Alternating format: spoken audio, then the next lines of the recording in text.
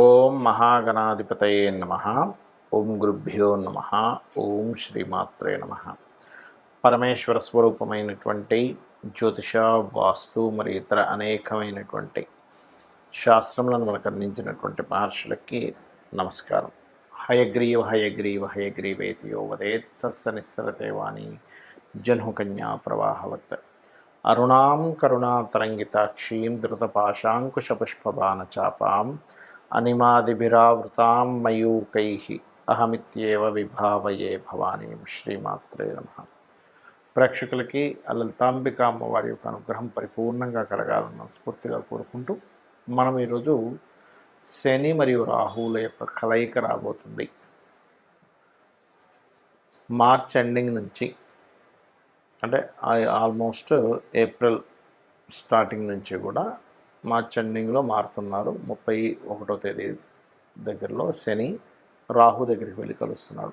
ఈ శని రాహువులు ఇద్దరు కూడా మనకి మీనరాశిలో కలిసి ఉన్నందుకు ఇది ఏప్రిల్ మరియు మే, పూర్తిగా ఏప్రిల్ మొత్తము మే మొత్తము కలిసి ఉంటారు. 2 నెలల పాటు ఉండేటువంటి ఈ కలయిక వల్ల ద్వాదశ లగ్నముల వారికి, లగ్నం తెలియని వారు రాసి చూసుకోండి, వారికి ఎటువంటి ఫలితములు జరగనున్నాయి, ఏ విషయాల పట్ల జాగ్రత్తగా ఉండాలి, మరియు ఈ గోచారం దేశాల మీద లేనట్లయితే మిగతా వాటి మీద ఎలాంటి ప్రభావం చూపిస్తుంది అనేటువంటి విషయాలు చెప్తుంది. నేనైనప్పటికీ కూడా చెప్పిస్తుంది సాక్షాత్ లలిత అమ్మవారిగా భావిస్తూ ఒక్కొక్క లగ్నం గురించి మనం తెలుసుకుందాం.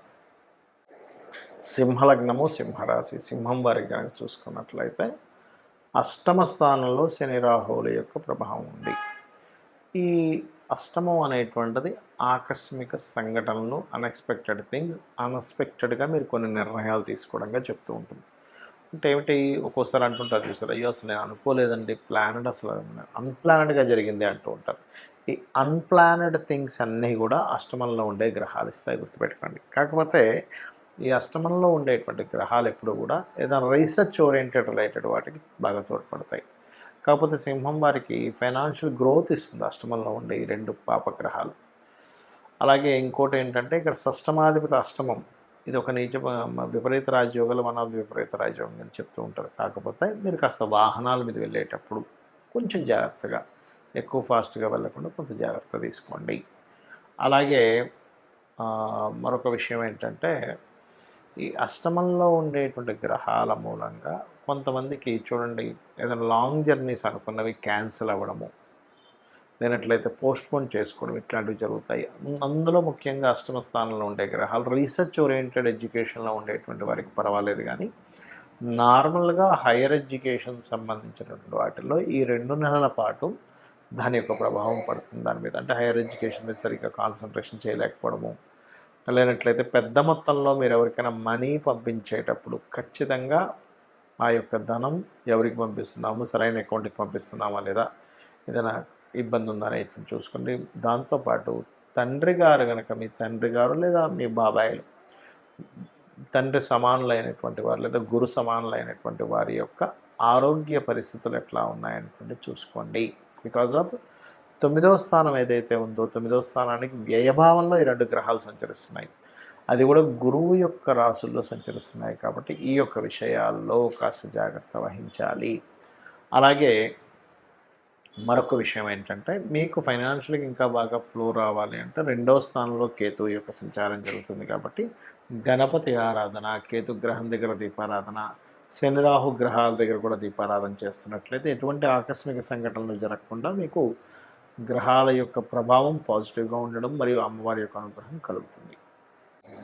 శని రాహువుల యొక్క కలయిక ఎప్పుడైతే మీన రాశిలో ఉందో, ఇది ప్రధానంగా దేని మీద ప్రభావం చూపిస్తుంది అంటే, ఇది కొంచెం విదేశీ సంబంధించిన వాటి మీద ఎక్కువగా ప్రభావం చూపిస్తుంది. అంటే ఎట్లాంటి వాటి మీద, ఒక చూడండి, ఒక్కోసారి విపరీతమైన వర్షాలు రావడం కానివ్వండి, లేకపోతే ఫైనాన్షియల్గా ఉండేటువంటి కొన్ని అప్ అండ్ డౌన్స్ ఎక్కువగా రావడం కానివ్వండి, కొన్ని విదేశాల్లో అసలు ఊహించనటువంటి మార్పులు, అది ఫైనాన్షియల్గా సంబంధించినవి కానివ్వండి, జాబ్ సంబంధించినవి కానివ్వండి, లేకపోతే ఈ శని రాహువులు ఎప్పుడైతే మీన రాశిలో ఉంటారో, ముఖ్యంగా జల ప్రదేశాలు ఉండేటువంటి ప్రాంతాల్లో ఉత్తర సంబంధించినటువంటి దిశల్లో, ఉత్తర దిశల్లో అంటే ఉత్తరం వైపు ఉండేటువంటి దేశాలు ఏవైతే ఉంటాయో వాటికి సంబంధించినటువంటి వాటిల్లో, అదేవిధంగా కొన్ని కొన్ని లాస్ ఏవైతే ఉంటాయో ఈ లా సంబంధంగా కొన్ని దేశాల్లో లేకపోతే మన ఇండియా లాంటి ప్రాంతంలో కూడా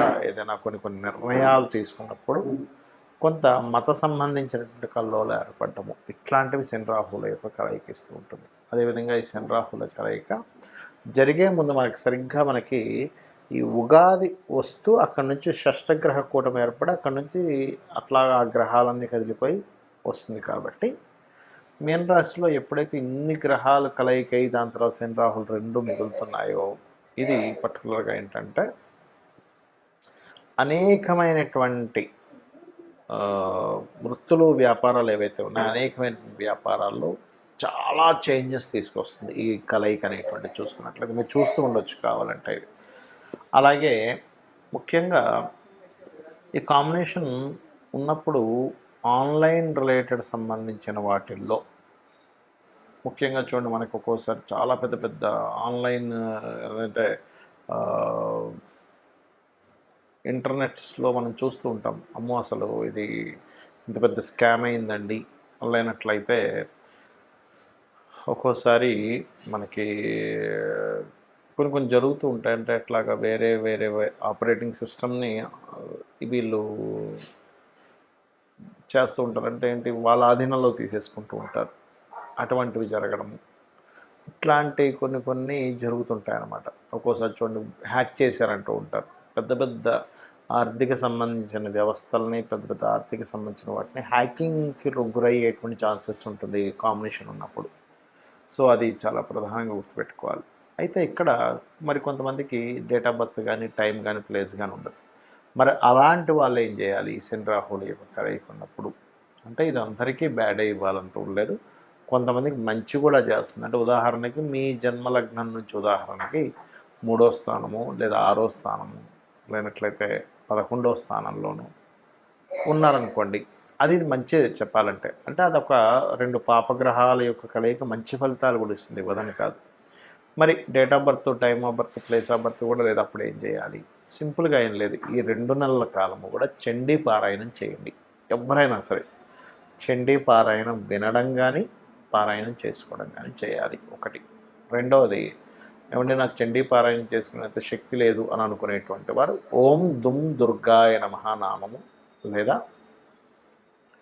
ఓం చండీ దేవతాయై నమః అనేటువంటి నామం చేసుకోవచ్చు.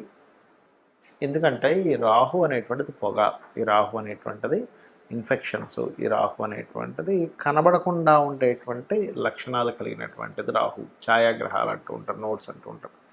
దానికి కర్మకారకుడు మీనరాశిలోకి ఎంటర్ అయినప్పుడు అది గురుత్వ సంబంధించిన రాశి అయినందుకు మనకి చూసుకున్నట్లయితే గొప్ప గొప్ప పీఠాధిపతులు లేనట్లయితే గొప్ప ఆధ్యాత్మికవేత్తలకు కూడా దీని యొక్క ప్రభావం పడుతుంది. వాళ్ళ యొక్క లైఫ్స్ మీద కూడా దీని యొక్క ప్రభావం పడుతూ ఉంటుంది శని రాహుల యొక్క కలయిక అనేటువంటిది. కాబట్టి ఎవరైతే ఈ రాహుకు సంబంధించినటువంటిది అదేవిధంగా శనికి సంబంధించిన జపం చేయించుకోవడము, లేకపోతే ఈ 2 గ్రహాల దగ్గర దీపారాధన చేయడము, మరియు ముఖ్యంగా గో సంపద, గోవులకు సంబంధించిన విషయంలో కూడా ఈ శని రాహువుల ప్రభావం పడుతుంది. కాబట్టి చాలా జాగ్రత్తగా ఉండాలి. అలాగే మరొక విషయం ఏంటంటే ఇక్కడ మీకు జన్మజాతకంలో మీ పర్సనల్ చార్ట్లో ఎవరికైనా శనిలో రాహు కానీ రాహులో శని కానీ జరిగేటప్పుడు మరింత జాగ్రత్తగా ఉండాలి.